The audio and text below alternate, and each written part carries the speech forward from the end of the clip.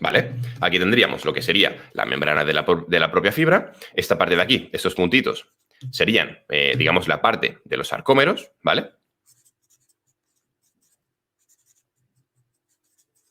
Que digamos que los sarcómeros serían... totalmente empezando bien el día con un Monster. Eso es, joder, además que es 0 calorías, que no tenéis que olvidaros de que yo soy un chico fit, ¿vale? Entonces, estos serían los sarcómeros, digamos que eso sería dentro del compartimento general, la parte a nivel contráctil, muscular, y luego tendríamos la parte de el medio acuoso, que digamos que sería toda la parte del sarcoplasma, ¿vale? Que digamos que aquí sería la parte en la que se hacen todas las reacciones químicas, etcétera, etcétera, ¿vale? Y luego aquí tendríamos dos tipos de hipertrofia que se supone que a nivel teórico se dan. Tendríamos la hipertrofia sarcomérica, en la cual el sarcómero se supone que es el que aumenta su tamaño.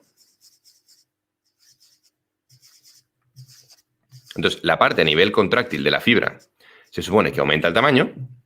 Y luego tendríamos la parte sarcoplasmática, en la cual se supone que lo que se ensancha y lo que se supone que hipertrofia es toda la parte, digamos, del medio, toda la parte blanca. Por lo tanto, pues bueno, esto podría quedar, o bien, esto se reduciría a nivel de escala, pues, por ejemplo, podría ser así, o muchas veces lo que habéis visto reflejado en algunas figuras es una parte en la que es mucho más grande.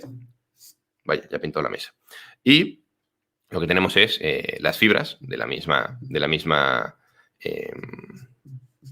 mismo tamaño, ¿vale? Entonces, algo que se ha dicho durante mucho tiempo que hay que buscar y que hay que buscar de una forma ultra consciente y programar el entrenamiento por y para ello es buscar una hipertrofia sarcomérica, ¿vale? Una hipertrofia, digamos, del componente contráctil. Y que lo que hay que buscar es una hipertrofia sarcoplasmática. ¿Por qué? Porque lo que siempre se ha dicho es, no, hombre, si tú tienes una hipertrofia sarcoplasmática, no es una hipertrofia de calidad, porque en toda la parte del sarcoplasma, como está todo lleno de agua, etcétera, etcétera, prácticamente lo que estás haciendo es hinchar tus músculos de agua y eso no sirve para nada. Eso es pan para hoy y hambre para mañana, ¿no? Bueno, el problema es que cuando realmente no entendemos por qué se dan ese tipo de procesos, hacemos afirmaciones como estas. Entonces, ¿qué tipo de hipertrofia se puede dar? Y realmente nosotros podemos establecer un tipo de entrenamiento que sea efectivo para decidir cuál de las dos se da. La respuesta es no. Te voy a explicar por qué. Los procesos fisiológicos se dan independientemente del tipo de intención que tú tengas con tu entrenamiento. Que tú en el Excel le pongas objetivo hipertrofia sarcomérica no significa que tu organismo después, cuando te pongas a hacer el entrenamiento, diga, hostia, chavales, sarcoplasmas y sarcómeros. El tío este de aquí arriba, en el que nosotros habitamos, ha puesto en el Excel hipertrofia sarcomérica. Entonces, mira, hay que hacerlo, porque si lo ha puesto en el Excel, hay que hacerlo. Entonces, vamos a intentar que se hipertrofie solo el sarcómero, ¿vale? El sarcoplasma, ni tocarlo, ¿vale? Entonces llegan toda la parte de ahí a nivel fisiológico, todos los orgánulos, todas las cosas energéticas, todo, y dice, venga, pues ahí, ahora, venga, pum, al sarcómero, independientemente del tipo de entrenamiento que hayas hecho. No, y de hecho, el tipo de entrenamiento tampoco va a mejorar más una hipertrofia que otra. Lo que pasa es que, claro, aquí sí que puede ocurrir una cosa, que te la voy a explicar porque para eso estamos en el curso de hipertrofia de AudioFit. Y es que cuando nosotros empezamos a entrenar, sí que se produce un tipo de hipertrofia previa a la otra.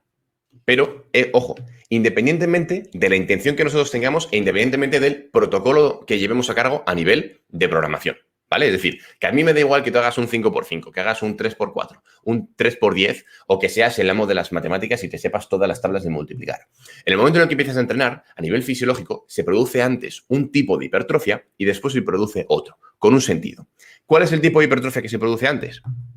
La hipertrofia sarcoplasmática. Esta que vemos aquí, en la cual lo que hace es aumentarse el tamaño a nivel de la fibra y sobre todo aumentar toda la parte de, digamos, de recursos energéticos y, digamos, de estructura de la propia célula sin contar con el componente contráctil, porque lo que va a hacer esto es coger y hacer lo siguiente. Dice, oye, si yo aquí me acaban de dar un estímulo, que es un jaleo, que yo no estoy para nada adaptado al mismo, hostia, voy a intentar que esta célula o este tejido que ha recibido este estímulo esté lo más preparado o preparada para más adelante, por si acaso le vuelven a dar ese estímulo, que es lo que sería el propio tipo. Me estoy liando, es que acabo de leer un comentario y me he liado, ¿vale? Entonces, lo que dice es, voy a intentar meter la máxima cantidad posible a nivel de recursos energéticos, ¿vale? O digamos, de recursos a nivel de estructura de la célula, sin todavía contar con esta parte contráctil, para que después, cuando le vuelvas a dar otro estímulo y ya quiera adaptar toda la parte contráctil, que esa parte contráctil, que es la que a nivel energético más problemas o digamos más demandas genera, pues tenga una mayor capacidad de poder coger más energía. Por eso mismo, cuando empezamos a entrenar, las primeras semanas de entrenamiento se suele dar antes una hipertrofia sarcoplasmática antes que una hipertrofia sarcomérica. Pero esto, como bien te comentaba, es independientemente del tipo de programación que llevemos a cabo, ¿vale? Esto es importante porque no hay ninguna forma de que nosotros, mediante nuestro entrenamiento, podamos diferenciar del tipo de hipertrofia que queremos. Eso es algo que se da de forma implícita a nivel fisiológico. Nosotros no tenemos nada que hacer con la programación del entrenamiento, ¿vale? Después, vamos a ver ahora cuáles son los pilares de la hipertrofia, para que todos los podamos entender, y sobre todo vamos a ver cuáles son los principales errores que tenemos a la hora de interpretarlos y sobre todo de saber cómo programar nuestro entrenamiento o incluso cuáles son los conceptos básicos que tenemos que entender para no programar nuestro entrenamiento de una forma mala, de una forma ineficiente y por tanto lastrar las ganancias de masa muscular a largo plazo, ¿vale? Así, a priori, vamos a dibujar aquí un podium.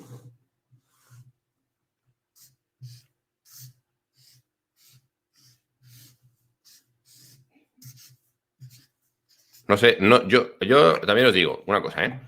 Yo nunca me he subido a un podium, porque a mí las medallas, no sé por qué, siempre me las daban a todos sentaditos, ¿vale? O de pie, pero nunca, no había presupuesto para podiums cuando yo jugaba al baloncesto. Entonces, no sé si el orden es que aquí a la derecha va el segundo o aquí va el tercero. Si alguien está en algún podium, por favor, que nos lo ponga, ¿vale?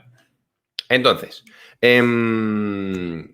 lo que vamos a ver ahora es cuáles son los pilares más importantes a la hora de entender la hipertrofia y sobre todo cómo se relacionan entre ellos y también cuáles son las características o los principales errores que se suelen aplicar para poder entenderlo. Vaya, que me estoy liando. Álvaro, por favor, no te me pongas técnico porque es que te lías. Son las 10:29 de la mañana y no son horas como para ponerme técnico. Venga, Álvaro, tómate un café. Voy para ella. Venga. Lo primero, tendríamos la tensión mecánica.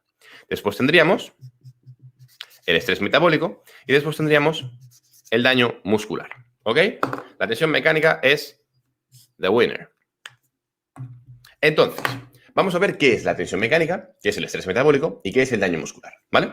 Bueno, lo primero de todo, la tensión mecánica, ¿qué es? ¿Cómo podríamos definirla así para que todo el mundo lo entienda? Que si tienes ahora mismo a tu sobrino o a tu hermano de 6 años o de 7 años, que digas, niño, ¿te has enterado? Y te diga, sí, me he enterado. Y digas tú, ¿cómo? Y te diga, porque el que está en la pantalla es el puto amo. Pues venga, te voy a intentar explicar de esa forma. La tensión mecánica es, digamos, la tensión, ojo, mira, hay una regla que de hecho yo me acuerdo cuando en aquellos momentos cuando estudiabas lengua que te decían, Álvaro, señor Guzmán, ¿qué es esto? Y tú y te decían, hombre, no puedes utilizar la misma palabra, ¿no? Para decir la definición. Claro, pero es que ahora mismo no estamos en clase de lengua. Entonces, estamos en mi clase, entonces yo a partir de ahora puedo hacer lo que yo quiera. Entonces, la tensión mecánica es la tensión que ejercen las fibras musculares y el componente, digamos, contráctil del músculo, tanto el componente contráctil como el componente no contráctil, que después veremos a qué hacemos referencia, cuando tienes que levantar una carga y sobre todo que ejercer fuerza para poder levantarla, ¿vale? Digamos que la tensión mecánica es la tensión que se ejerce en las fibras musculares cuando tú haces una contracción. Dependiendo del nivel y de la duración de esa contracción y de la fatiga, pues podrás tener una mayor tensión. Digamos que habrá más fibras que se tensen, más fibras que se activen y más fibras que se fatiguen y que se estimulen, o dependiendo del nivel de la contracción y de las demandas de la misma, pues habrá menos, ¿vale? Esto ya lo veremos más adelante. Pero lo más importante es entender por qué es la tensión mecánica el pilar principal. Porque si ya es lo primero que se da al realizar una contracción y nosotros necesitamos de la propia contracción para poder generar hipertrofia, si no hay una contracción, no hay hipertrofia. Entonces, la tensión mecánica es el pilar principal. Luego después tendríamos el estrés metabólico. El estrés metabólico es la acumulación de metabolitos de las sustancias de desecho a nivel fisiológico que se acumulan cuando durante un proceso de tiempo moderado, largo, existe una tensión mecánica, digamos, prolongada, ¿vale? Así, para que todo el mundo lo entienda, mira. Cuando tú empiezas a entrenar y haces unas cuantas repeticiones, en las primeras repeticiones, digamos que tu cuerpo tiene energía suficiente para pillar, ¿no? Y darle a tu músculo para que coma y pueda generar esa contracción. Pero llega un punto en el que necesita de más energía y ya la energía que tiene disponible es menos. Entonces dice, hostias, qué putada. Estoy empezando a quedarme sin energía, ahora tengo que irme a la despensa para poder coger más energía. Pero digamos que en la despensa se encuentra un señor, que es el señor del estrés metabólico, el señor de la fatiga, que te dice, a ver tú, quieto parado. Te dice, buena tarde, ¿qué desea? Y tú dices, hola, buenas, ¿qué tal estás? Mira, vengo a por energía para mi músculo, para poder seguir luchando contra estos 100 kilos en press de banca para mi pectoral. Necesito que me des un poquito de energía. Y te dice el señor, vale, muy bien, mira, te voy a dar una unidad de energía, pero a cambio te voy a dar también que tienes que meter en tu otra mochila media unidad de fatiga, ¿vale? Entonces, claro, tú de repente te vas con una unidad de energía, pero te vas con media unidad de fatiga.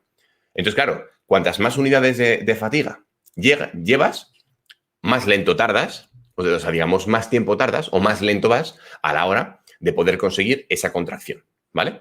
Digamos que, pues, la barra cada vez va más lenta porque tienes más fatiga, porque tu músculo no tiene tanta energía disponible y porque está acumulando esa fatiga cuando va al colega y le dice, hola, buena tarde, necesito un poquito de energía, ¿vale? Entonces, esa bolsa de fatiga que te da el señor que está en la célula pendiente de darte tu unidad de energía, es ahí cuando empieza la parte del estrés metabólico, que es pues esa acumulación de fatiga que si lo vemos a nivel de metabolitos, pues podrían ser los hidrogeniones, el lactato, el amonio, etcétera, que digamos que son pues diferentes moléculas o diferentes, digamos, sustancias que se acumulan a nivel fisiológico cuando tenemos que coger esa energía de forma rápida, pero que a cambio nos fatiga un poquito, ¿vale? Entonces, el estrés metabólico es esa parte, o digamos, si tú seguramente lo hayas notado, que es esa parte en la que te quema prácticamente el músculo, ¿vale? Pues empiezas a hacer cool de bíceps y dices, madre de Dios, madre del amor hermoso, no sé el Arnold Schwarzenegger pero el pumpeo que llevo yo no es ni medio normal, ¿vale? Entonces, eso sería el estrés metabólico. Y luego tendríamos la tercera parte, que sería la de... ¡Qué grande! Luego tendríamos la tercera parte, que sería la parte del daño muscular, ¿vale? El daño muscular no es más que pues, las microlesiones que pueden sufrir las diferentes fibras musculares que componen el propio músculo cuando están haciendo una fuerza contra resistencia, contra esta carga, ¿vale? Pues tú cuando las llevas a unas demandas muy altas, pues es normal que se produzcan un poco de daño muscular, ¿vale? Perdón. Ay, por favor, que me moro. Ay, dame un vaso de agua, me cago en día. Entonces, como te comentaba, el daño muscular no tiene por qué empezar a dolerte ahora. De hecho, el daño muscular es una cosa y las DOMS, que es el daño muscular, digamos, de aparición tardía, o lo que se llama DMAT, ¿vale? Daño muscular de aparición tardía, DMAT, es, digamos, lo que sería pues, la sintomatología que genera ese daño muscular, esas microlesiones a nivel muscular, después de que hayan pasado por todo el proceso de inflamación, etcétera, etcétera, ¿vale? Entonces, una vez que tenemos en cuenta cuáles son estos tres pilares, ahora hay que ver cuál es la relación que hay entre ellos. ¿Por qué? Hostia. Porque esto es la puta base, chavales. Y chavalas, si no entendemos esto y si no entendemos la relación que hay y no sabemos interpretar bien la programación que estamos haciendo, es una putada. Porque no estaremos consiguiendo los máximos gains. Entonces, vamos a ver ahora cuáles son los principales errores que tenemos a la hora de entender todo este tipo de conceptos de tensión mecánica, estrés metabólico y daño muscular. Error número 1. Bueno, bien, son las 10 de la mañana, ¿estamos bien? ¿Eh? ¿Sí o no? Qué bien, veo buen rollito por el chat, así me gusta. Joder.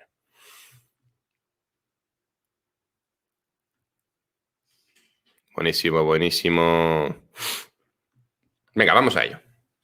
Sácame la cámara. ¡Ojo! Oh, a ver, chavales, poco se habla de esto. Pero si te mola el pitote que he montado aquí, que os he puesto prácticamente como si esto fuera Art Attack, pues oye, un like al vídeo estaría de puta madre. Yo te lo agradecería. también te digo, no es necesario. Si no lo haces, lo único que haré será ir a tu casa, te partiré las piernas y ya está. Entonces, no es necesario, pero sí recomendable, ¿vale? Entonces, bueno, el primer error que hay a la hora de interpretar todo ese tipo de cosas es el siguiente.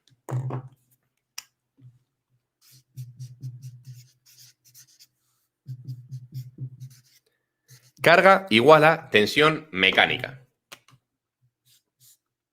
No es así. Muchas veces, cuando por ejemplo hay muchas preguntas, cuando hay mucha gente que me dice que, joder, Álvaro, estoy haciendo 100 kilos en press de banca o estoy utilizando cargas altas para mejorar la tensión mecánica, puede tener algo de razón, pero realmente no. Y te voy a explicar el porqué. Cuando tú aumentas la carga, sí que es verdad que estás aumentando las demandas, pero la carga no tiene por qué aumentar las demandas per se. Por ejemplo, si tú durante un tiempo estás levantando 100 kilos y después, o sea, 100 kilos, siendo capaz de levantar, por ejemplo, 150, bueno, vamos a poner números redondos. Estás levantando 50 kilos pudiendo levantar 100 kilos. Se supone que estás levantando el 50% de lo que realmente puedes levantar. Vamos a poner en números redondos. Entonces, bueno, pues podríamos extrapolar que tus fibras se estarán activando un 50% de lo que realmente se tienen que activar para poder levantar el máximo. ¿Por qué? Pues porque prácticamente estás levantando la mitad de las demandas que puedes solventar. ¿Vale? Muy bien.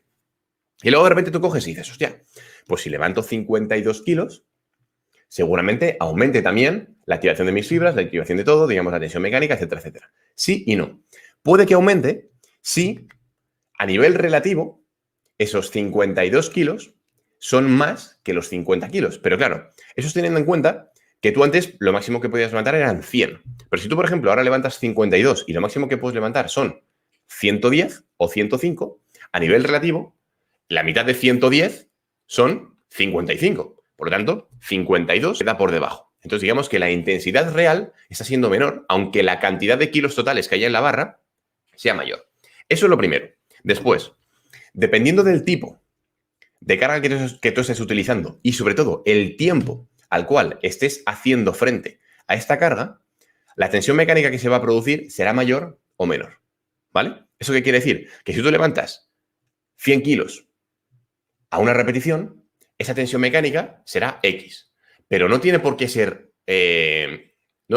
mayor que si tú levantas 80 kilos a 8 repeticiones, porque la carga en sí no es solo la única variable que afecta a la tensión mecánica, también afecta la duración a la cual expones a tus fibras ante esa carga, ¿vale? Entonces, eso es lo primero. Tú no puedes entrenarla. Bueno, sí que se puede entrenar la tensión mecánica, pero digamos que la tensión mecánica es el factor fisiológico por el cual se da la contracción muscular, ¿vale? Entonces, muy interesante no confundir la carga con la tensión mecánica, ¿vale? Después, el siguiente. Pensar que bajas repeticiones también es igual a tensión mecánica. Y entonces es aquí cuando tenemos en cuenta lo siguiente.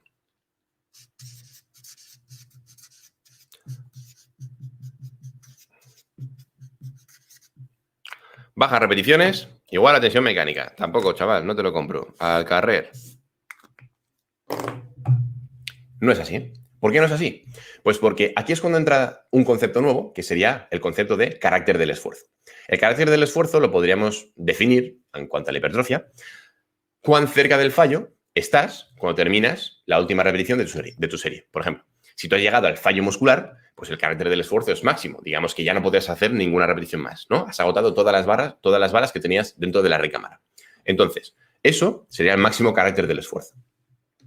Pero si tú, por ejemplo, haces 3 repeticiones con una carga en la que tú podrías hacer 25, por mucho que las repeticiones sean bajas, hostia, pues no tiene sentido, porque estás haciendo 3 repeticiones que te cuestan muy poco. La intensidad real de esas 3 repeticiones son muy pocas. Por lo tanto, la tensión mecánica generada va a ser muy poca. Entonces, seguramente se consiga más tensión mecánica, bueno, seguramente no, afirmativamente se van a conseguir más tensión mecánica si tú haces 10 repeticiones al fallo, 10 repeticiones y te dejas una en la recámara, que si haces 3 repeticiones y te dejas otras 3 repeticiones, ¿vale? Entonces, cuanto más cerca del fallo estés, más tensión mecánica se va a producir. Y esto es importantísimo entenderlo, ¿vale? Después, vamos a ver una cosa que es muy interesante a la hora de entender por qué se da la hipertrofia y también lo vamos a relacionar un poco con el tipo de cargas y con el número de repeticiones que podemos utilizar, ¿vale? Esto está sacado de un estudio que es mitiquísimo, que seguramente muchos de vosotros lo conoceréis, y es un estudio en el que se analizó, pues, cuál era la diferencia entre un protocolo con altas repeticiones o sea, un protocolo con una carga baja, un protocolo con una carga alta, llegando al fallo muscular, ¿vale? Lo que se vio, bueno, y el efecto que tenía en el reclutamiento, en la fatiga y en el estímulo de las unidades motoras, ¿vale? Vamos, en las fibras musculares, para que lo entendamos todos, ¿vale? Que esto es una clase básica, ¿eh? Vale. Entonces, lo que hicieron fue, como te comentaba, pues poner diferentes protocolos, una carga baja hasta el fallo, una carga alta hasta el fallo, por ejemplo. Y lo que vieron fue cuánto se activaban y cuánto se fatigaban las unidades motoras de prácticamente todo el músculo. Entonces, lo que vieron es que el fallo muscular y el carácter del esfuerzo es interesante y es importante, pero también hay que relacionarlo con el tipo de carga y la cantidad de carga que estamos utilizando. Si nosotros, por ejemplo, llegamos al fallo muscular con una carga que podemos hacer 50 repeticiones, sí, nuestras fibras se estarán activando, se estarán estimulando, se estarán fatigando. Podemos conseguir aumentar nuestra masa muscular. ¿Por qué? Pues porque a nivel fisiológico hemos dejado todas las claves, o sea, digamos, hemos dejado todas las indicaciones a nivel de estímulo para que tu cuerpo diga, hostia, hay que hipertrofiar, ¿vale? De puta madre, pues a hipertrofiar. Lo que pasa es que si tú coges una carga muy bajita, aunque esos estímulos hayan sido eficientes, la intensidad o la calidad de esos estímulos no es tan efectiva. Aquí, por ejemplo, lo que hicieron fue pues, ver cuál era el efecto que tenían las cargas altas. Unas cargas, pues, por ejemplo, de un 10 RM o de unas cargas, digamos, aproximadamente moderadas altas, ¿vale? 10 RM, digamos, de un rango de repeticiones entre, imagínate, de 6 a 12, por ejemplo. Entonces, lo que vieron es que cuando ellos utilizaban en su protocolo, con sus cargas, etcétera, etcétera, las cargas altas y las llevaban al fallo muscular, conseguían un mayor efecto y sobre todo una mayor calidad en cuanto a la fatiga y a la estimulación de las fibras musculares. ¿Esto qué significa? Que es importante entender que si llegamos a un carácter del esfuerzo, a un grado de esfuerzo alto, muy cerca del fallo muscular, independientemente de la carga que estemos utilizando, sí, genial, le estamos dando a nuestro cuerpo la llave de paso para que diga, venga, a hipertrofiar, chavales. Pero no todo vale si estamos hablando de generar esa eficiencia, ¿vale? Entonces, yo lo que te recomendaría es que no utilices cargas que te permitan hacer más de 25, 30 repeticiones, porque sí, te pueden dar un estímulo, pero luego veremos también cuál es el tipo de fatiga o el tipo de efecto secundario, prácticamente así, hablando mal y pronto, las putadas que pueden pasar a nivel de entrenamiento cuando utilizas rangos de repeticiones muy altos. Por tanto, es interesante que te centres en un rango de repeticiones medio, ¿vale? Y ahora vamos a ver cuáles son, aquí tengo por aquí. Eso es. Ahora vamos a ver a la siguiente. A ver, chavales, tengo 2 horas de formación. Aquí tengo que tener una chuleta porque si no, no me acuerdo de todo. Tengo una cantidad de cosas yo para explicaros que se os va a la cabeza. Y fijaros que tengo que estar todavía... llevo ahora mismo, ¿cuánto tiempo? 40 minutos, ¿eh? Todavía me quedan 7 horas y 20 con vosotros. O sea, imagínense, ¿vale? Entonces, por ahora ya hemos entendido que... vamos a hacer un pequeño repaso. Por ahora ya hemos entendido que la hipertrofia sarcomérica y la hipertrofia sarcoplasmática son tipos de hipertrofia que se producen a nivel fisiológico, pero que nosotros no podemos decidir sobre ellas independientemente de lo que pongamos en el Excel, lo que pongamos sobre el papel y el tipo de protocolo que llevemos a cabo. Esas son cosas independientemente a lo que nosotros queramos pensar, etc. También hemos entendido que los principales pilares de la hipertrofia, en lugar, o sea, ordenando los de mayor importancia y menos importancia, sería la tensión mecánica, el estrés metabólico y el daño muscular, ¿vale? Y también se me ha olvidado comentaros una cosa, y es que hay muchas veces que nosotros pensamos que cuando nosotros vamos a rangos de repeticiones altos, a estos rangos que yo, por ejemplo, os comentaba que eran de 25, 30 repeticiones aproximadamente, nosotros pensamos que solo estamos trabajando el estrés metabólico, pero recordad que siempre que hacemos una contracción muscular se está llevando a cabo la tensión mecánica. Y ojo, es que encima, cuando nosotros trabajamos con un estrés metabólico alto, el propio estrés metabólico, al reducir la capacidad que tiene la fibra de contraerse por esa fatiga, por esa acumulación de metabolitos, hace que la tensión mecánica sea mayor. Entonces, cuando nosotros vamos a un rango de repeticiones medio-alto, la tensión mecánica también puede verse favorecida en cierta medida, ¿vale? Entonces, ¿qué es bueno? Pues como os comentaba, una cierta variedad. Rangos de repeticiones bajos, medios, altos, ¿vale? No hay que centrarse solo en uno. Lo que pasa es que sí que hay un tipo de rango de repeticiones, que luego lo veremos más adelante, donde digamos que conseguiríamos un poco pues la mezcla perfecta, ¿no? El mejunje perfecto de los diferentes tipos de pilares que tenemos entre tensión mecánica, daño muscular y estrés metabólico, que luego veremos cuál es, ¿vale? Pero sí que es interesante que vayáis variando. Luego veremos pues, cuánto me interesa de cada, ¿vale? Luego habéis comentado, mira, Rosa, voy a hacer un pequeño apunte, y es que habéis comentado aquí, Rosa comentaba que si la tensión mecánica no es lesiva, ¿no? No, no es lesiva. La tensión mecánica se da de por sí cuando haces una contracción, ¿vale? Lo que es lesivo es la cantidad de carga, la cantidad de recuperación que le das a tu músculo, digamos, pues un poco las variables en general, pero la tensión mecánica per se no es lesiva, ¿vale? Como todo, la dosis hace el veneno, ¿vale? Venga, vamos con más cosas. Vale, ahora vamos con el siguiente punto que tenemos que ver, que es el punto de la selección de ejercicios, ¿vale? Y ojo que aquí me voy a poner especialmente romántico, porque ya sabéis que a mí lo que me encanta es la biomecánica. Entonces, esta parte la voy a dar con un encanto especial.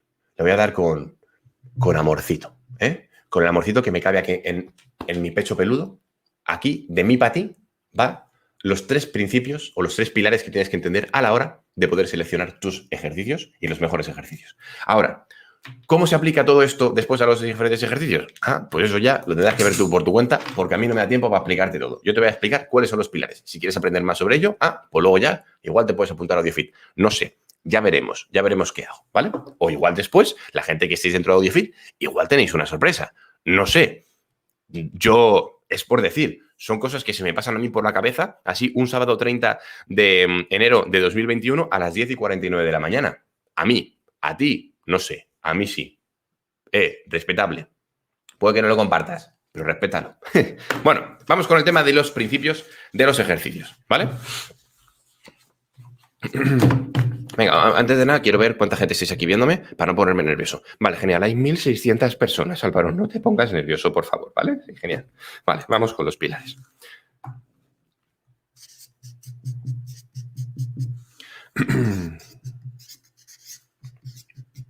Ojo, chavales, que 1.600 personas es un jaleo, ¿eh?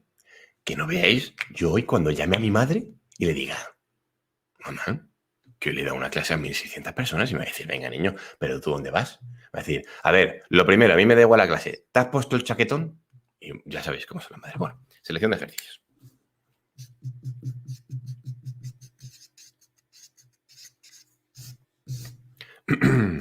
Eso, así que quede bien claro. Vale, hay 3 pilares principales cuando hablamos de la selección de los ejercicios. Y es importante entenderlo muy, muy bien, ¿vale? Comentéis que ¿cuál es el tercer error? ¿El tercer error? No he dicho ningún tercer error. O sea, ¿he dicho yo que os iba a decir tercer error? Pues no sé, igual lo he dicho, pero no lo he... Igual he dicho el tercer error, pero no os he dicho explícitamente, chavales, tercer error. No os preocupéis que os he dicho todo... Ojo, que igual os he dicho yo un tercer error. Mira, lo pone ahí, no lo has dicho. Pues bueno, pues entonces me he liado. No era un tercer error, porque yo lo que he dicho es todo lo que tenía. Entonces me he liado. He sido un boca chancla, ¿vale? Vale, vamos con la selección de ejercicios. Vale. Coño, el tercer pilar, el daño muscular. Coño, claro, tío, me cago en 10. Yolanda. No, Yolanda no. Miguel Ángel Medina. Miguel Ángel. Marcos, por favor, dale a Miguel Ángel un beso de mi parte. Tú que puedes y que estás moderando el chat. Eso es, el tercer error. Eso es, el tercer error, el tercer pilar, que era el daño muscular. Vale, importante el daño muscular, antes de que nos vayamos. Venga, esto lo dejo para luego. Esta diapositiva la dejamos ahora. Venga, rápido. Venga, vamos. El daño muscular, importante. El daño muscular es un proceso que obviamente tiene capacidad de adaptación, porque tú, conforme tú te estimulas o conforme tú generas un estímulo determinado, es normal que haya un poco de daño muscular porque tu cuerpo no está acostumbrado pues, a trabajar en esos ángulos articulares, a trabajar con ese tipo de fuerzas, en ese ejercicio, etcétera, etcétera. Entonces, es normal, ¿vale? El principal error que hay, eso es. De hecho, Training Norte dice, no has dicho el tercer error, pero has explicado un tercer concepto. Bueno, no os preocupéis, que yo os digo esto y esto es otro regalito, de mí para ti. Bueno, entonces, un error que es muy grande es no entender este concepto o, digamos, el tipo de adaptación o o los mecanismos de adaptación que hay a nivel de daño muscular y sobre todo también no saber jugar con ello en la programación. Porque si no sabemos jugar con ello con la programación, ¿qué es lo que pasa? Ah, que la cagamos. Y después, ¿qué es lo que pasa? Que nos quejamos por pesar 60 kilos en mojados. Coño, si es que es normal. Si es que lo primero, no lo entiendes y lo segundo, no estás apuntado a 10 fit. Normal. Es que así, a mí también me pasaría. Yo empecé a aumentar la masa muscular cuando me apunté a AudioFit. Bueno, es mentira, yo siempre estoy muy fuerte. Pero sí que mejoré mucho. Bueno, entonces, el tercer error. Cuando tú empiezas un estímulo determinado, es normal que el daño muscular se dispare, ¿vale? Pase esto. Vamos a hacer una gráfica súper chula, así en modo Art Attack. Y esto sería... Vale, me he liado. Me decís que ya expliqué el daño muscular. Ya, pero es que esto no lo explica. Vale, esto pues así. Vale. Eso sería el daño muscular. Eso es el tiempo, ¿vale? Tiempo. Pues sí, una semana, 2 semanas, 3 semanas, 4 semanas, 5 semanas. Esto es aleatorio, ¿vale? Me da igual el número de semanas y da igual. Ahora os diré yo todo lo que tenéis que saber. Y eso sería, pues, el nivel de daño muscular. Madre mía, Álvaro, qué tipografía tienes de chaval de 7 años, tío. No aprendes. Me cago en 10. Bueno. Entonces, como habéis visto, hay una especie de tendencia al alza y luego vuelve, ¿vale? Entonces, el daño muscular lo que nos quiere decir es que cuando nosotros le damos un estímulo nuevo,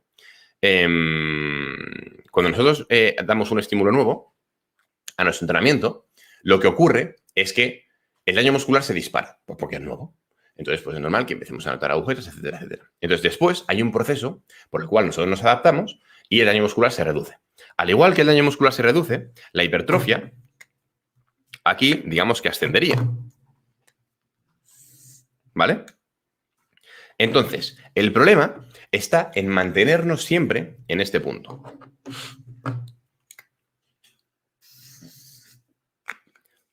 ¿Cómo sabemos que nos mantenemos siempre en este punto? Muy sencillo. Cambiando los ejercicios o el tipo de estímulo cada 2x3. Principal error a la hora de programar tu entrenamiento. No cambies los ejercicios cada 2x3. Y ojo, cada 2x3 no te digo cada semana, ni cada 2 semanas. Te digo que no cambies los ejercicios prácticamente cada 2 meses. Porque, uno, el tiempo que necesitas para realmente dominar un ejercicio técnicamente es muy alto.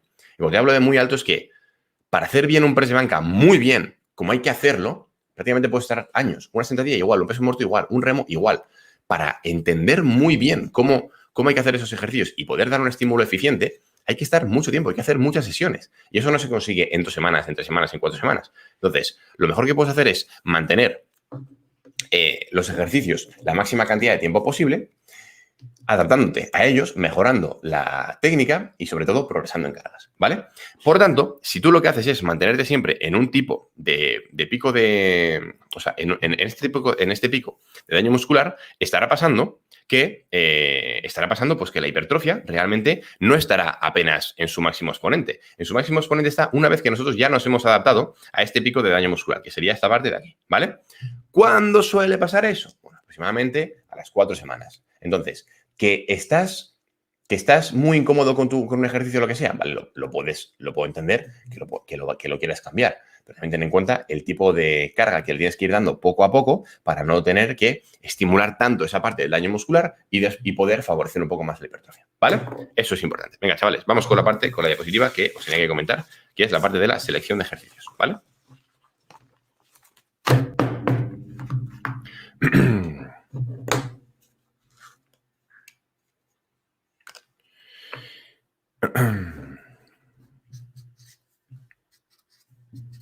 Parezco uno en Twitch, aquí leyendo el chat, ¿eh? Mientras que estoy haciendo cosas aquí. Lo que pasa es que, claro, los de Twitch hacen gameplays, yo explico hipertrofia. Cada uno en su ámbito. Vale.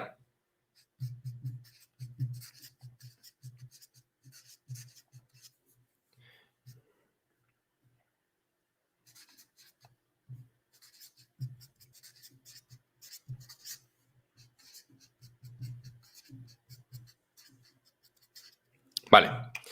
Eso seguramente os suena a muchos de vosotros, porque sabéis que soy un pedazo de pesado con ese tema de la selección de ejercicios y sobre todo con esos 3 pilares, pero claro, es que yo no sé si hay alguien de aquí que no me conoce, que eso le puede venir bien, ¿vale?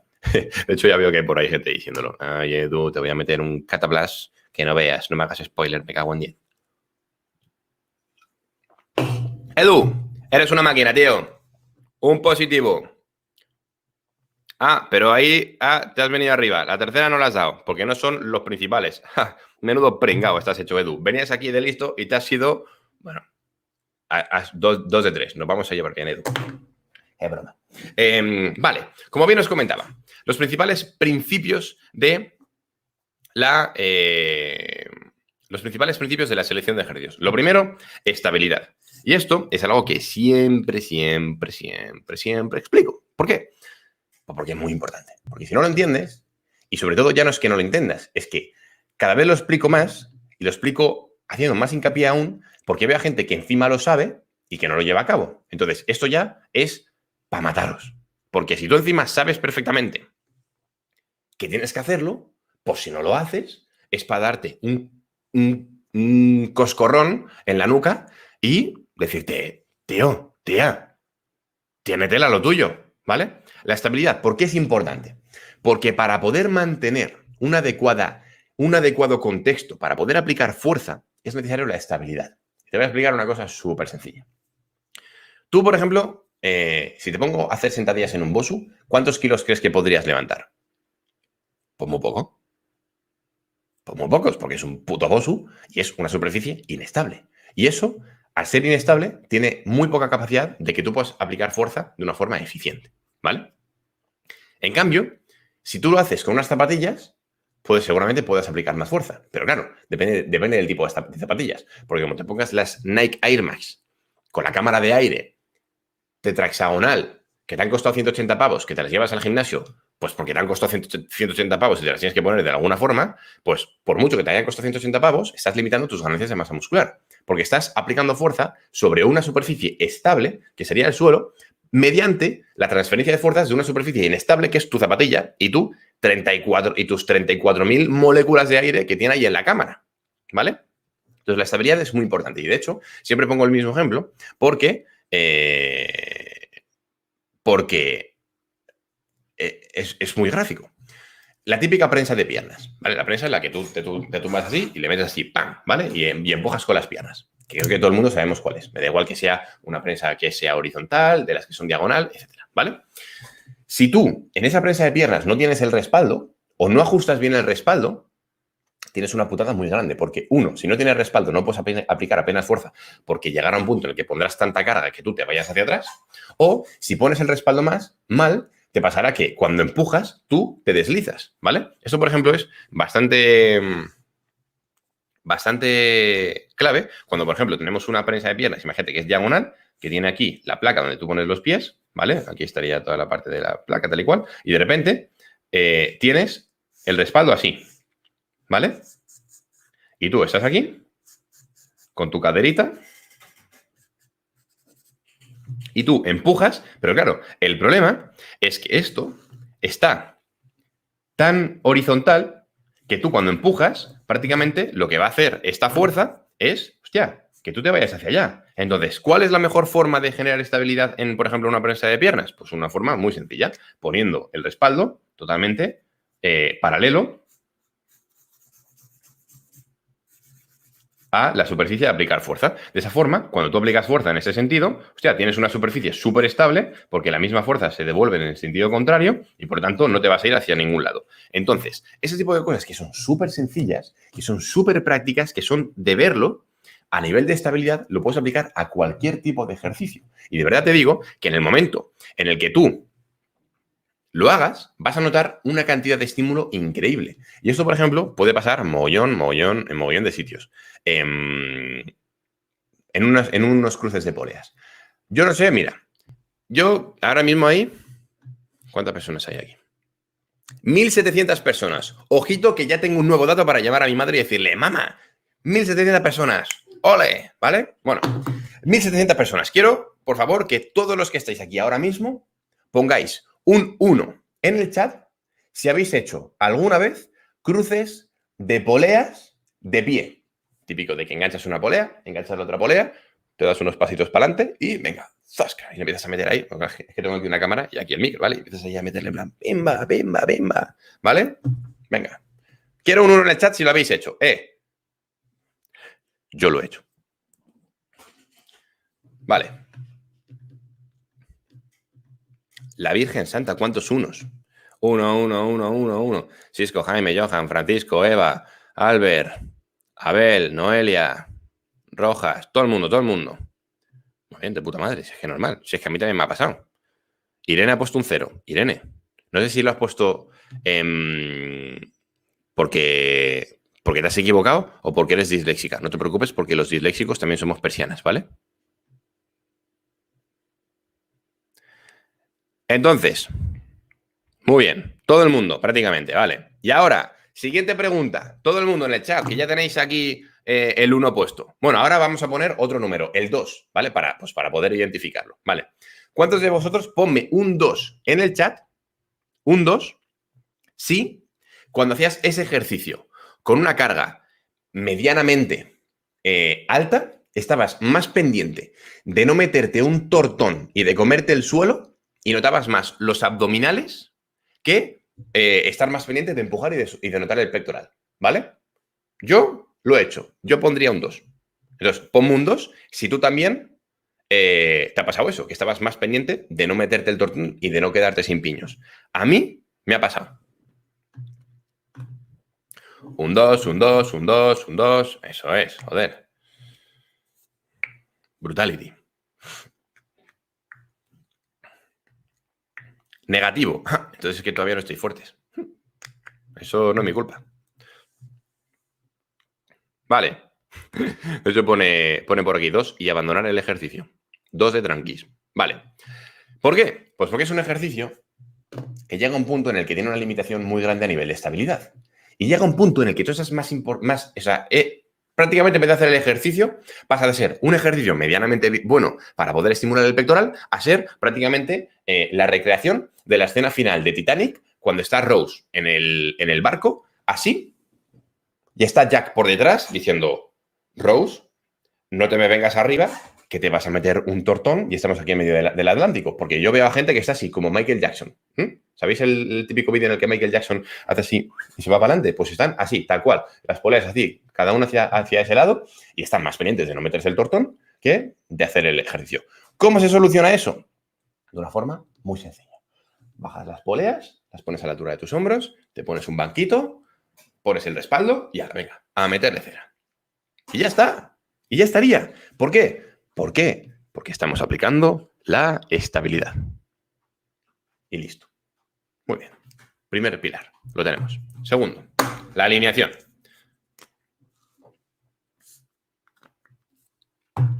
La alineación también es clave. ¿Por qué? Porque tu cuerpo no entiende de ejercicios, entiende de fuerzas. Y de hecho, esto también es algo que suelo comentar mucho, pero os lo voy a decir desde ya. Chavales, chavalas,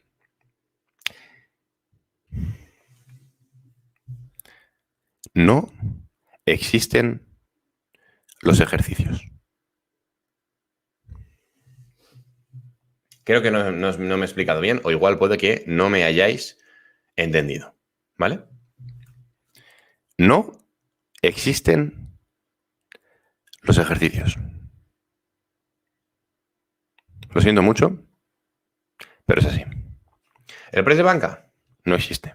El jalón al pecho no existe. Las sentadillas no existen. Curl de bíceps no existen. De hecho, Marcos, por favor, o quien esté ahora mismo en el chat, por favor, ¿podéis poner el comentario destacado que acaba de hacer Vero Calero a las 11:05 AM? Porque Vero tiene la solución. Por favor.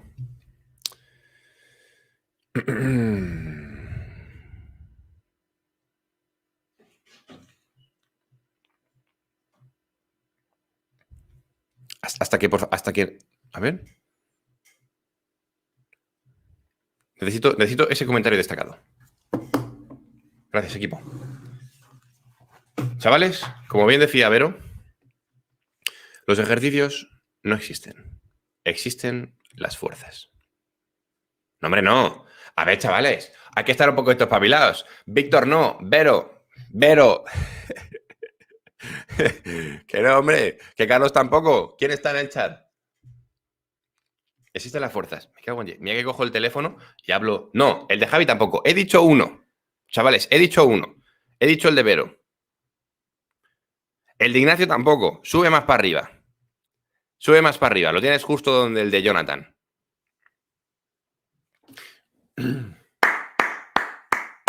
Ahora sí. Chavales, existen las fuerzas. Yo sé que soy un poco diferente, lo sé, pero yo no veo ejercicios, yo veo fuerzas. Yo cuando alguien hace una sentadilla no veo una sentadilla, yo veo una triple extensión de tobillo, de rodilla y de cadera, con demandas en el raquis, con demandas en el hombro, con una movilidad de hombro, con una movilidad de extensión torácica, etcétera, etcétera, etcétera. No veo ejercicios, veo fuerzas. Y te voy a explicar una cosa súper sencilla. Mira, ya que hemos destacado el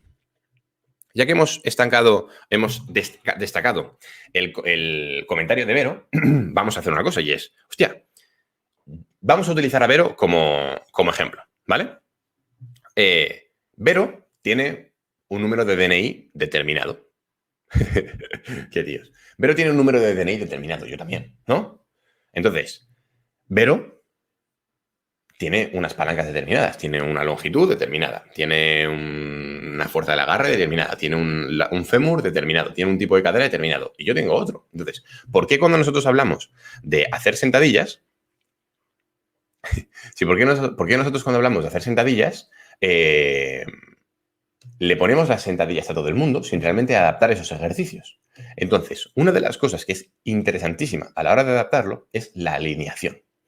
Y la alineación es tan increíble por esto. De hecho, te voy a poner un ejemplo muy sencillo para que lo puedas entender. Y voy a utilizar aquí una de las maquetas que tengo para que te venga bien. Vale, ponme un 1 en el chat si quieres tener un culo como el de Kim Kardashian y quieres que te dé un tip para que eso ocurra. Venga, un 1 en el chat y me vengo arriba. Ojo, ¿y esto? Esto está de puta madre. A ver. Un 1 en el chat. Todo el mundo quiere culo como Kim Kardashian. Kim Kardashian está generando tendencias últimamente. Es una máquina. Vale, chavales. Tenemos aquí una columna con escoliosis. Lo primero. Vamos a poner esto bien. Vale. Tenemos aquí una cadera. ¿Vale? La cadera sería esta. Y ahora vamos a ver un poco a nivel anatómico qué es lo que pasa en el glúteo. ¿Vale? El glúteo, digamos que vendría por toda esta parte de aquí y digamos que cruzaría hasta insertarse en esta parte, digamos, del propio fémur, ¿vale? Digamos que vendría por aquí, digamos que tendría esta orientación, ¿vale? Creo que todo el mundo lo sabemos porque cuando palpamos un glúteo, ¿no? Pues entendemos la distribución que tiene, ¿ok? Genial, vale. ¿Qué es lo que pasa? Que si nosotros cogemos y hacemos un dibujo, voy a hacer un pequeño dibujo, voy a intentar prácticamente calcarlo para que todos lo podamos entender. Mira.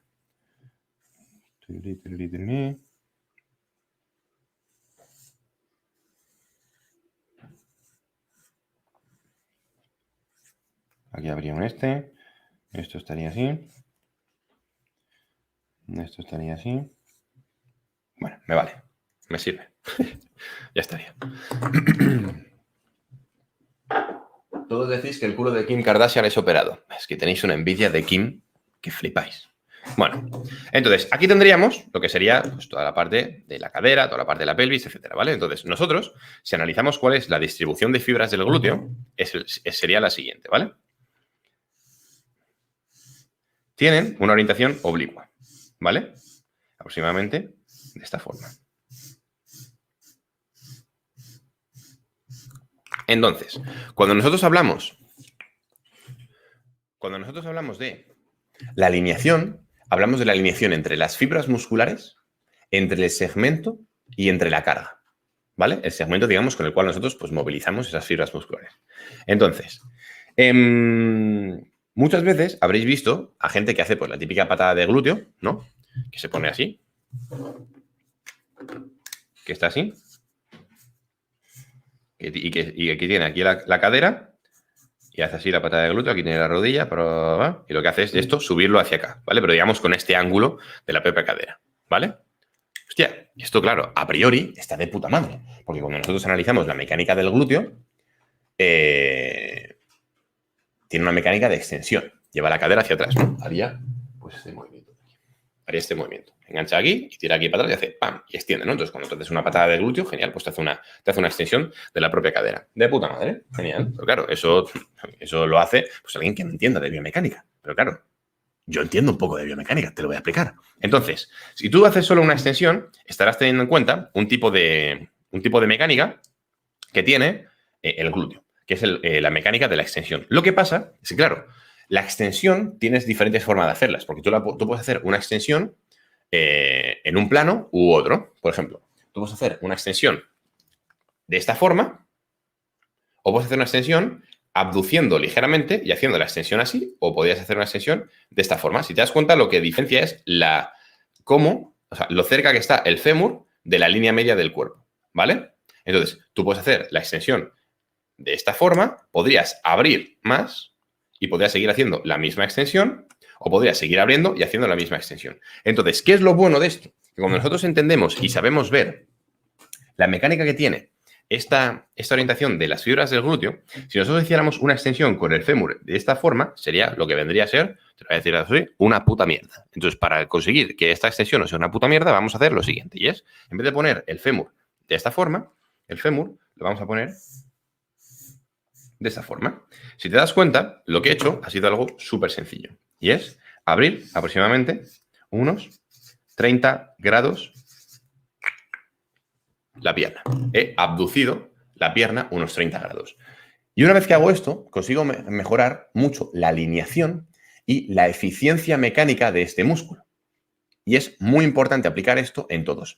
En el pectoral, en el dorsal, en el deltoides lateral, en el deltoides posterior. En todo es importante saber cuál es la dirección de esas fibras que yo quiero estimular. A partir de ahí, alinear muy bien el segmento, etcétera, etcétera. Si yo quiero estimular la dirección de las fibras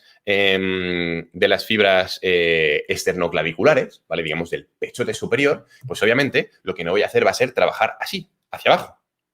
Lo que voy a hacer va a ser trabajar en la dirección de estas fibras. Y como la dirección de estas fibras es de esta forma, pues lo que voy a hacer, así de esta forma, pues lo que voy a hacer va a ser poner esto. Digamos, el hombro no va a estar aquí, sino que va a estar ligeramente hacia acá. Y entonces, de esta forma, subiré y alinearé la mano con las fibras. Si te das cuenta, no hago esto, hago esto.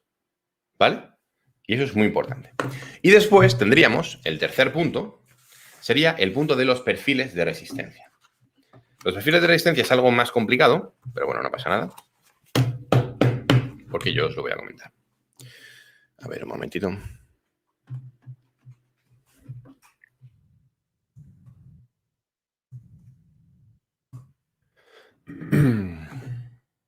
Perfiles de resistencia.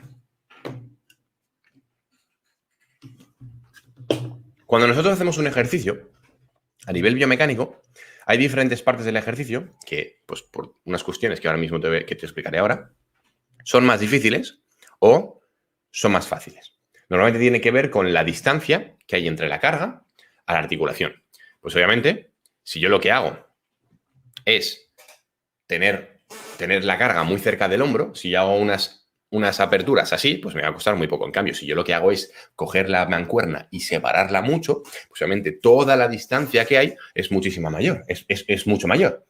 Por lo tanto, dependiendo de esta longitud y de otras cosas que ahora vamos a ver, pues será más o menos complicado diferentes partes del rango de recorrido y te las voy a explicar. Pero antes de ello, antes de explicarte todas las demandas y cómo ajustarlos, te tengo que explicar una cosa muy chula que es el perfil de fuerza. Hay dos cosas para entender todo esto. Perfil de fuerza, perfil de resistencia, ¿vale? El perfil de fuerza es del músculo y el perfil de resistencia es del ejercicio. Esto es importante que lo entiendas porque los conceptos son importantes, porque para algo tienen un nombre, ¿no? Y tienen un significado. Entonces, perfil de fuerza muscular, perfil de resistencia del ejercicio. Vamos con el perfil de fuerza. Vale. El perfil de fuerza es interesante entenderlo porque tu músculo, dependiendo de la longitud que tenga, tiene una capacidad X o Y de poder aplicar fuerza. Si está contraído, si está a medio camino, si está completamente estirado. Dependiendo de la longitud que tenga, pues podrá aplicar más o menos fuerza, ¿vale? Entonces, lo que vamos a hacer ahora va a ser dibujar una gráfica.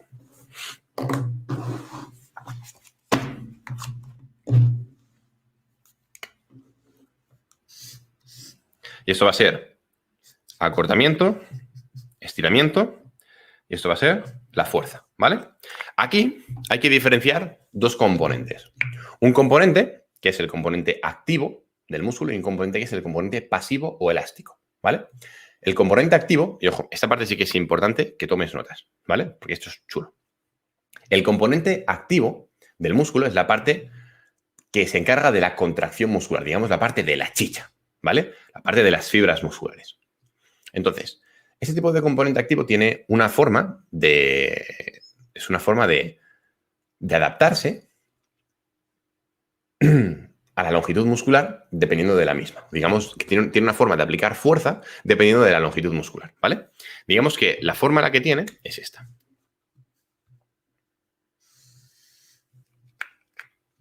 Si te das cuenta, cuando está completamente acortado tiene poca fuerza, cuando está completamente estirado tiene poca, pero cuando está a medio camino tiene mucha fuerza, ¿vale? Esta es la parte del componente activo, ¿vale? Y luego tendríamos la parte del componente pasivo o elástico, que como buen componente elástico, si conocemos cuál es la magnitud de la resistencia elástica, pues tiene ese tipo de, digamos, de distribución de fuerzas.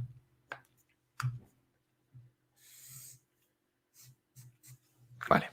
Si te das cuenta, cuanto más acortado estoy, no tiene apenas capacidad de aplicar fuerza, pero cuanto más estirado estoy, tiene más capacidad de aplicar fuerza. Esto es tan sencillo como simplificarlo, como si fuera una especie de goma elástica. Ahora mismo no tengo aquí ninguna goma elástica, pero tú una goma elástica, contra más la tiras, más resistencia hace, y por eso mismo, cuando le quieres dar a tu colega que se sienta en la primera fila con la goma elástica, lo que haces es estirarlo a muerte para meterle en el jepeto y que le duela y reírte un rato de él con tus otros colegas, ¿no? Pues genial, pues entonces ahí ya sabes, ya conoces, desde muy pequeño ya sabías perfectamente cómo actuaba la resistencia elástica, ¿vale? Entonces, eso es importante entenderlo porque dependiendo de la longitud muscular que tengamos, la capacidad de aplicar fuerza será mayor o menor. Y ahora lo que vamos a hacer con el perfil de resistencia es intentar identificar cuál es la carga que tienes en cada parte del rango de movimiento y ver si se adecua a esta parte del perfil de fuerza, ¿vale? Te voy a poner un ejemplo muy sencillo. Unas aperturas, las típicas aperturas de pectoral con mancuerna, ¿vale? Vamos a ello.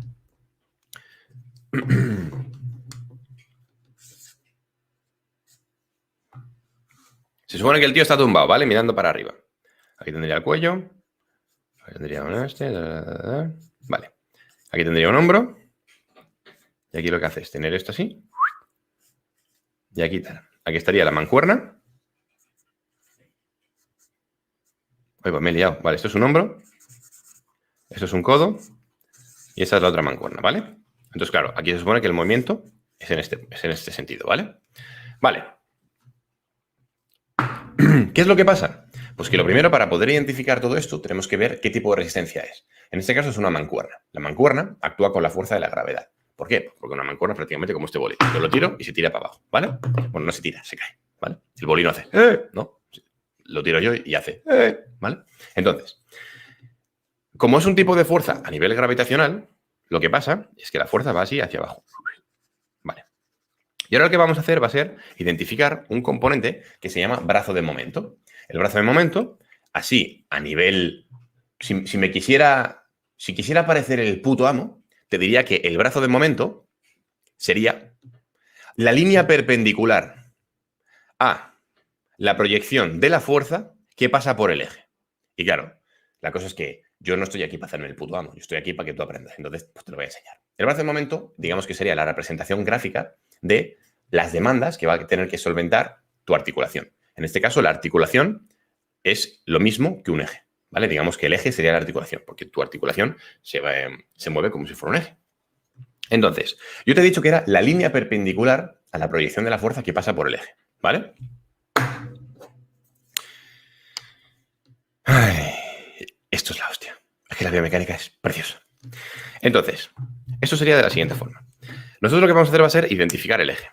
El eje es este, ¿vale? Que sería el hombro. Entonces, ahora lo que nosotros vamos a hacer es coger y buscar, en este caso, bueno, no haría falta, pero vamos, la proyección de la fuerza sería, pues si nos hacemos una proyección, pondríamos por aquí unos cuantos puntitos y estamos proyectando esta línea de fuerzas, ¿vale? Pero claro, ahora yo busco un ángulo perpendicular, un ángulo de 90 grados, ¿vale? Que es lo que siempre voy a buscar cuando haga el análisis a nivel biomecánico. Entonces, yo lo que voy a buscar es un ángulo de 90 grados entre el eje y la línea de fuerza. Aquí es súper sencillo, porque justo coincide con la longitud, ¿no?, del brazo. Entonces, ¿qué me quiere decir esto? Pues bueno, como tengo aquí el ángulo de 90 grados, significa que durante todo este rango de recorrido, la parte en la que más demanda está solventando mi articulación, que en este caso es el hombro, Pues es justo esta parte. Pero claro, es ahora donde tenemos que entrar en la parte anatómica de, hostia, claro, pero es que yo lo que voy a hacer va a ser buscar estimular mi pectoral. Mi pectoral aquí en este punto, ¿cómo está? ¿Está estirado? ¿Está cortado? ¿Cómo está? En este caso, obviamente, todos entendemos que cuando estamos en estos grados de abducción es prácticamente el punto donde está más estirado. Y si nos vamos a la parte del componente activo, vemos que es la parte donde menos capacidad tiene de aplicar fuerza. Pero el componente pasivo tiene mucha capacidad de aplicar fuerza. Hostia, ¿aquí qué pasa? Bueno, no pasa nada, ya lo veremos. Ahora lo vemos. Entonces, ¿cuál es el problema, por ejemplo, de este ejercicio? Pues el siguiente. Tú, aquí tienes mucha carga. Y ahora, conforme tú vas haciendo que esto suba, por ejemplo, si yo lo que hago es esto,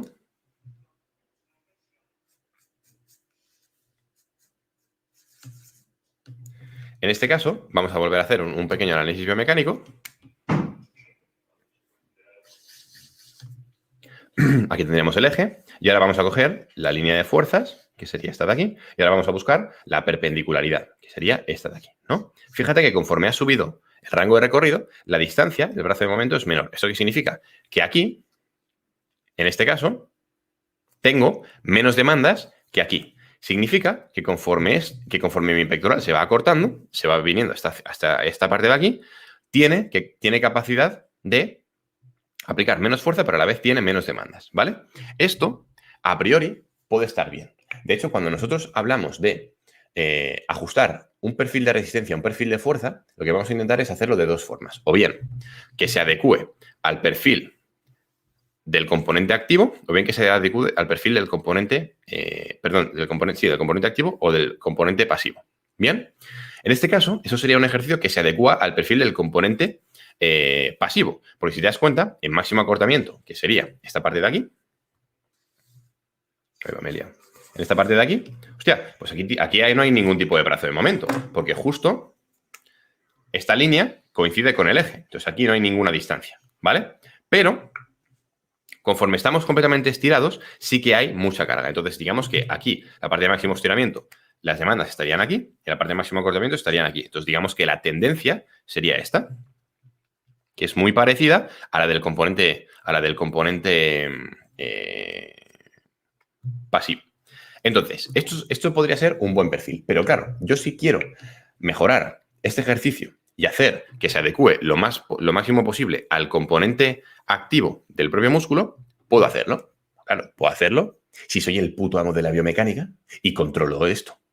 Entonces, ¿queréis que lo hagamos? ¿Sí o no? Ponme un 4 en el chat si quieres que lo haga. Mientras, esto va por ti. Un 4 en el chat.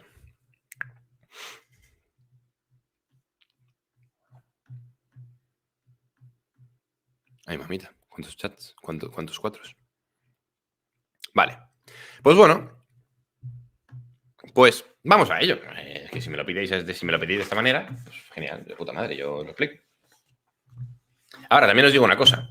Vamos a ver cómo hacerlo en el pectoral. Hay muchas más formas de ajustar el perfil de resistencia y tener en cuenta que estamos ajustando el perfil de resistencia para el componente activo de un ejercicio. Pero hay muchos otros ejercicios, hay muchos otros más músculos. Que luego al final puede que te diga que hay algo que te puede molar para que puedas aprender todo esto más. Puede ser. Que si eres alumno de AudioFit, igual ya lo tienes. También puede ser.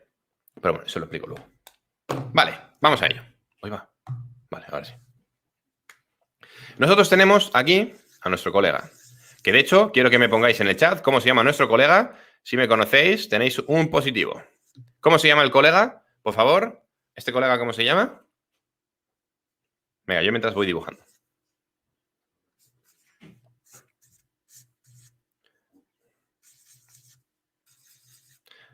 ¿Cómo se llama? A ver, ¿lo han dicho por ahí? Eso es, José Luis. Y sobre todo, ¿por qué se llama José Luis?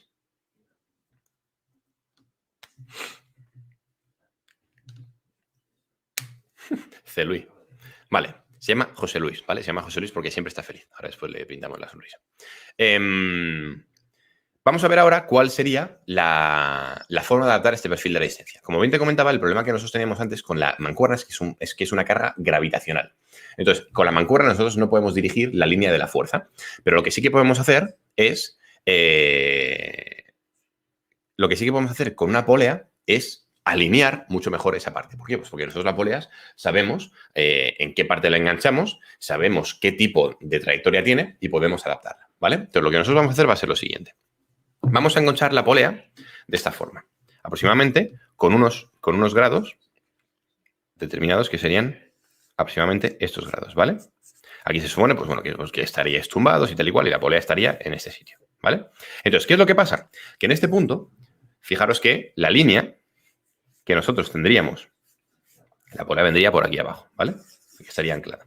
Entonces, si yo ahora mismo lo que hago es coger y hacer un análisis biomecánico en el hombro, lo que yo voy a ver va a ser lo siguiente. Yo trazo la perpendicular y ahora tengo aquí un brazo de momento determinado, ¿vale? Genial. Tengo un brazo de momento chulo, X, ¿vale? Ahora, si yo lo que hago es irme aproximadamente a medio camino, que el medio camino en este caso sería este, fijaros que ahora la trayectoria de la polea es esta. Y si os dais cuenta, justo esta misma trayectoria de la polea me está haciendo un ángulo de 90 grados. ¿Esto qué significa? Que justo a medio camino es donde más capacidad tiene de generarme fuerza.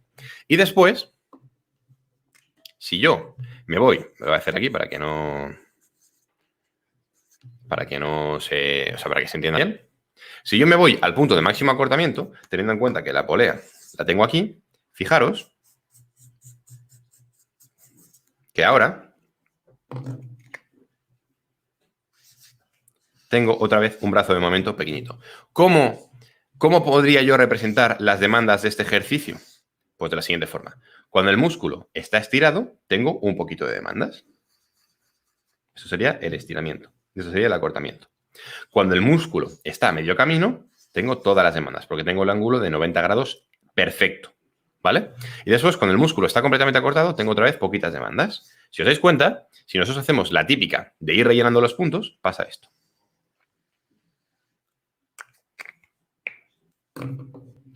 ¿Qué significa esto?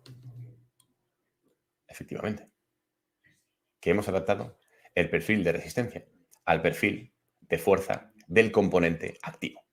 Y eso es algo que está de puta madre. Está increíble.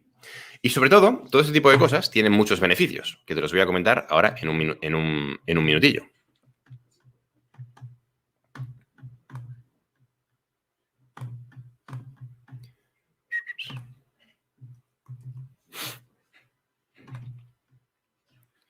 Esto tiene principalmente los siguientes beneficios. Y es, cuando tú adaptas el perfil de fuerza al perfil de resistencia, ocurre lo siguiente. Y es, necesitas menos series para poder generar el mismo estímulo. Porque cada centímetro del rango de recorrido está completamente adaptado a la capacidad que tienes para aplicar fuerza. Y sobre todo, algo que es muy importante es que no hay ninguna parte del rango de recorrido en la que te limita ese punto de estancamiento. ¿Qué quiere decir esto? Que, por ejemplo, cuando te haces unas aperturas con mancuerna, seguramente la parte en la que vas a fallar prácticamente sea en esta parte de aquí, porque es donde tienes más demandas. En cambio, cuando lo haces con polea y realmente adaptas toda esa parte del perfil de resistencia, es mucho mejor porque si fallas, no es porque te esté limitando esa parte, es porque realmente tu músculo ya no tiene más fuerza para seguir solventando esas demandas, pero esas demandas están adaptadas. Entonces significa que ya has agotado prácticamente todas las papeletas a nivel de fuerza del músculo y por tanto que el estímulo ha sido incluso más eficiente. De hecho, incluso si también te interesa toda la parte de prevención de lesiones, es interesante que entiendas todo eso. Un momento. Es interesante que entiendas todo eso porque si tú necesitas hacer menos repeticiones, menos series, el volumen de entrenamiento va a ser menor y por lo tanto el riesgo de lesión va a ser menor porque la carga total que vas a tener que asumir es menor.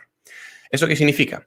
Que tú, por ejemplo, tienes dos opciones. Puedes hacer 50 series y conseguir un estímulo de una unidad o puedes hacer 2 series y conseguir un estímulo de una unidad. ¿En qué parte hay más probabilidades de que te lesiones? Obviamente, en las que haces más series, porque tienes más probabilidades en las diferentes repeticiones de lesionarte más y sobre todo que la carga total seguramente sea muchísimo mayor. Entonces, es interesante que entiendas todo eso.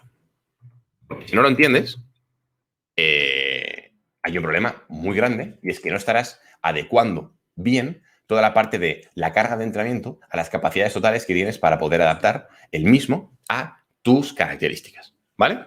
Entonces, familia, mi queridísima familia, quiero por ahora que me digáis lo siguiente. Y es si os ha molado, os está molando o no os está molando. ¿Os está molando lo que os estoy diciendo? ¿Sí o no? Hay ahora mismo 1.600 personas en directo.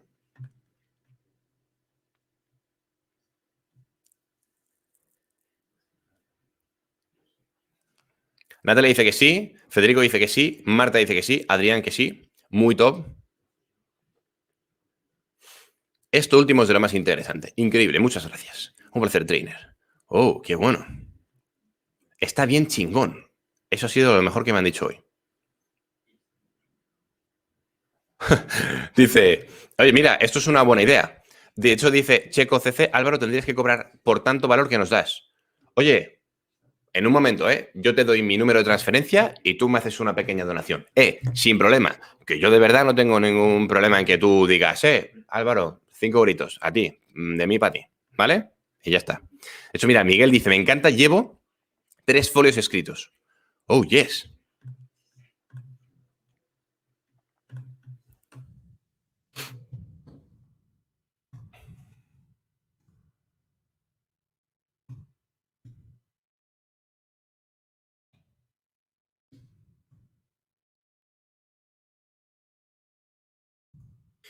Madre mía, la cantidad de comentarios que estáis poniendo por aquí, la Virgen.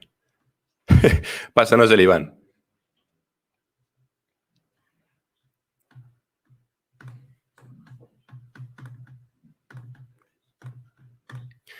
Vale, familia.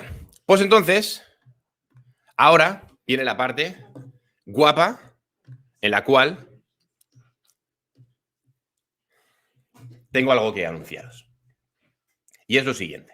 Bueno, antes de nada, si os ha molado, ¿vosotros queréis que os cuente algo chulo que os puede molar entre 3 y 5 veces más? Y sobre todo, un pequeño regalito que os puedo dar a todos los que estáis aquí, ahora aquí conmigo, a las 11:34 de la mañana, un 30 de enero de 2021. ¿Queréis que os diga qué es esta cosa y este regalito que os puedo dar? ¿Sí o no? Dímelo en el chat. También os digo una cosa.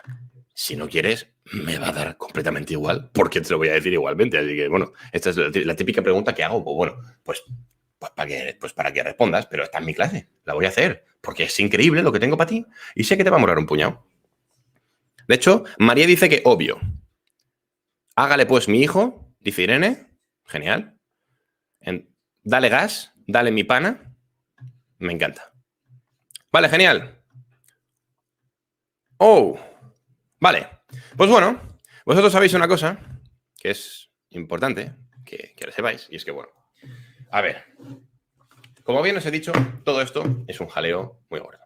La hipertrofia es bastante complicada en el sentido de si lo quieres llevar a un punto bastante tocho. La biomecánica es bastante complicada si lo quieres llevar a un punto bastante tocho a nivel de conocimientos, a nivel de eficiencia, etcétera, etcétera. Creo que las 1.600 personas que estáis aquí, como yo, pues sois bastante frikis y os mola mucho y sobre todo pues queréis mejorar lo máximo posible.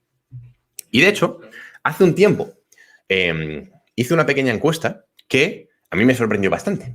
Porque hace unos cuantos meses hicimos un evento muy chulo en el cual, pues para conocer un poco a la gente, hice una encuesta en la que respondieron bastantes miles de personas.